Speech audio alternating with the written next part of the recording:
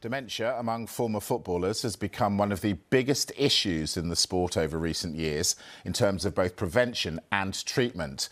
Well, we at Sky Sports News have learned that finally, after years of wrangling, football authorities are close to agreeing a dementia care fund to help former players and their families. Well, our senior reporter Rob Dorsett has been doing a lot of work in this area, so tell us what you know. Well, Mike, the negotiations have been long in the making, as you say, involving the Premier League, the FA, the EFL and the PFA, and they're still at a delicate stage. So, look, none of those wanted to speak to me publicly or off record, in truth, because there's a lot of sensitive issues here. This is a huge issue, isn't it? And several people have told me from various organisations that this is now very close. There's broad agreement on most of the issues, the structure of the fund, how it's going to run, who's going to be involved, even, although there's still some work to do here, who's going to pay for it. But a lot of the details are still to be confirmed as well.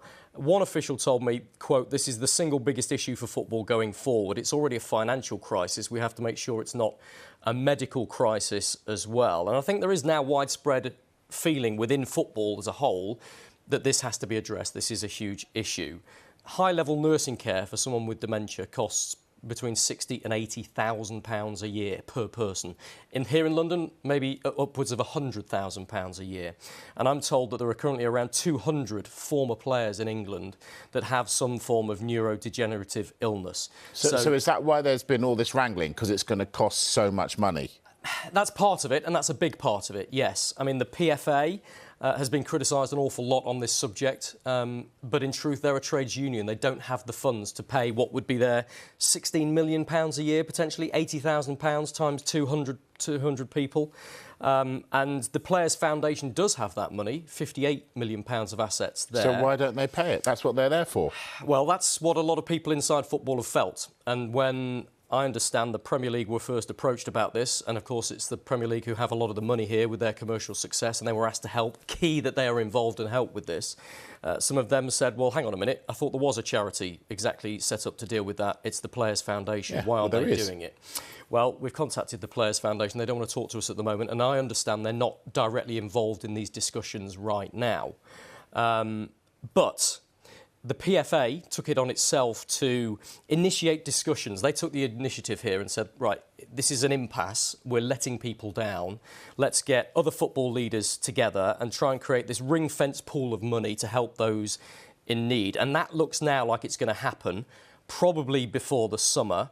But as I say, still some sensitive negotiations to happen. And when to put into context, Mike, 55,000 former football professionals, we believe there are in this country, in the men's game and the women's game. Around 200 of those we know of have some form of neurodegenerative disease at the moment. The fear is that those numbers could rise significantly in the future. Yeah, and you've got some real-world experiences here. Yeah, look, I didn't want to come on this set and talk to you about numbers and finances, because this is about real people. This is about real families.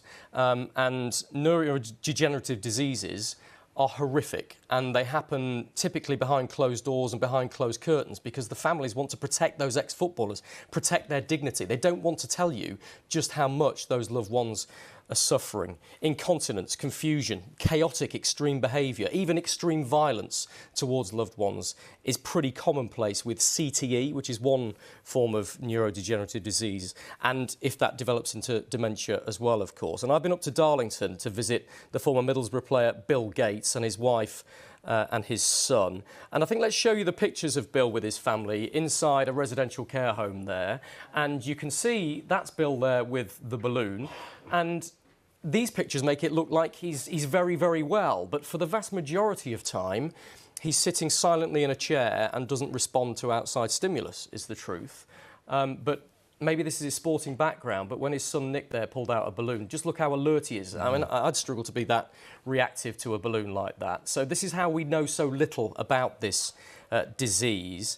And I'm going to play you some clips from Dr. Junith Gates now, who's Bill's wife. She's also the woman who set up Head for Change to try and campaign for more on this difficult subject. And you'll hear first from her son Nick. I just want to warn our viewers that some of these comments they may find a little bit distressing. But Nick explains how one of the toughest times for him was when his dad had this obsessive need to walk, often for hours a day, with Nick in tow, to the point of exhaustion. That was when I think I saw him at his most tormented. Mm-hmm. That was the time that he couldn't physically sit. Mm-hmm. That within 30 seconds, something was telling him to move again. And maybe it was the athlete. Maybe his brain was telling him he had to be fit. And so linking it back to football. Sometimes I'd be talking with him as I'm walking, and he'd say, "What time's the game? Where are we going to play?" So something in his head was telling him that, but physically it was breaking him. The day he came back and his body was twisted because he had walked himself to exhaustion, and we couldn't stop him. He was also obsessively trying to take out of his eyes contact lenses that he'd worn as a player way back in the 60s, and he would literally scratch his eyeballs to try and take them out, and I would hold his hands. It's horrific, Mike, isn't it? It's really difficult to hear, and credit to Judith and her son for talking about this. As I say, it normally goes on behind closed doors, really. But Judith works with other families as well through Head for Change, and again, she told us some pretty shocking stories of what they told her, even recently, even in the last couple of weeks. It's tough to listen to. Stories of violence and abuse from formerly gentle men. Just this week, I had a message from one of our members where she'd had to ring the police and her husband has been sectioned. She locked herself in a room because he was coming after her, and he broke down the door. She ran downstairs and he followed her. He grabbed the hood of her coat and tried to pull her back. It's only because neighbours heard and were able to come to her rescue that something worse would have happened. Another wife recently described herself as battered, shattered and bruised. And again, her mild-mannered professional husband had headbutted her. She'd been trying to change him. He didn't want to change. So this is the disease. This is a brutal disease. And when it's preventable, it's a tragedy. So you've told us there is going to be, we're on the verge of getting a dementia care fund. Yep. Players Foundation got money but not involved. Yep. So who's going to pay? Well, the Premier League are funding a lot of it, but this is a widespread coalition, if you like, between the Premier League, the FA, the EFL and the PFA. And let me tell you the highlights of what I've discovered, Mike, because these are the nuts and bolts, if you like, of what I understand. I'm told that this deal is very close and it could be announced in the next 6 weeks, next month or two, certainly. But crucially, we've talked about the costs of residential care of potentially £80,000, maybe even £100,000 a year for some of people who are suffering from dementia. This new fund will offer support for families in terms of residential care for those that are in most need. Now, the details of that have still got to be sorted out. It will have charitable status, and that's very important. It will be a charity that's set up. And the reason that's important is because the authorities are trying to bring the Players Foundation on board here, and their £58 million of assets can be transferred from one charity to another, so it keeps them in the mix. Players Foundation haven't wanted to talk to us at the moment.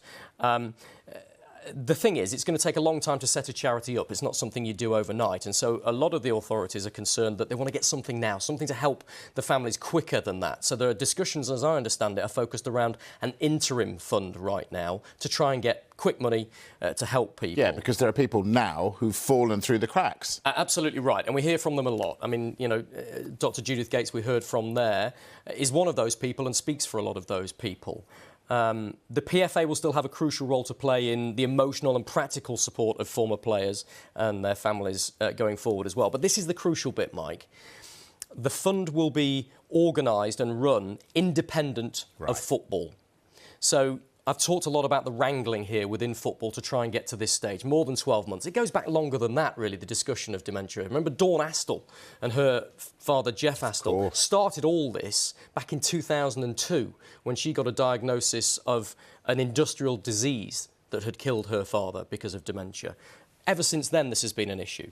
It will be independent of football. There will be no rows involved. Medical professionals, around a dozen of them, will administer this fund and decide who should get money in terms of medical need. One source told me that their role is going to be, quote, not bureaucratic, it will be facilitative, which is absolutely vital. And I'll just finish with one bit here, because this is great news for everybody in football and anybody who is with a family member, a former player who is suffering from this horrific illness. This isn't the end of it once this fund is set up. Listen to what one person said to me. A deal is close, Rob, yes. Our focus has been the care fund, which will be a huge relief to so many because the suffering of families is so great and that weighs very heavy on us all in the game. But even when that is set up and running, that won't be our best achievement. Our greatest achievement will be if far fewer footballers in the future develop dementia. And that's where education, changes to training, better use of technology, etc., that's where all of that comes in. That's why it has to be all of the football authorities coming together, and it now feels as though they are. Well, that is great news and about time. Rob Dorsett, that's a really important story. Thank you very much.